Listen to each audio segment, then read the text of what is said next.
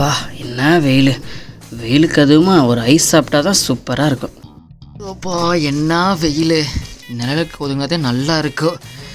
ஐயோ இந்த வெயிலுக்கு ஒரு ஐஸ் சாப்பிட்டா நல்லா இருக்குமே. அங்கே ஒருத்தர் ஐஸ் சாப்பிட்ருக்குறேன், அங்கிட்ட இருந்து பிடுங்கி ஒரு ஐஸ் வாங்கி சாப்பிட்ற வேண்டியதான். ஓவோ டே மச்சான். மச்சானா நல்லா இருக்கிறியாடா?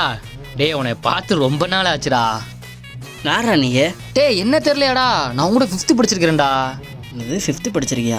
எந்த செக்ஷனு? டே நான் பி செக்ஷன்டா. பி செக்ஷனா? சுரேஷா நீயே? அட ஏன்டா, என் பேர் விஷ்ணுடா, சுரேஷ் இல்லை. விஷ்ணுவா? அப்படி யாரும் என் கூட படித்தது இல்லையே. அதை விட மச்சான், வீட்டில் எல்லாம் நல்லா இருக்காங்களா? என்ன திடீர்னு ஐஸ்லாம் வாங்கி சாப்பிட்ற?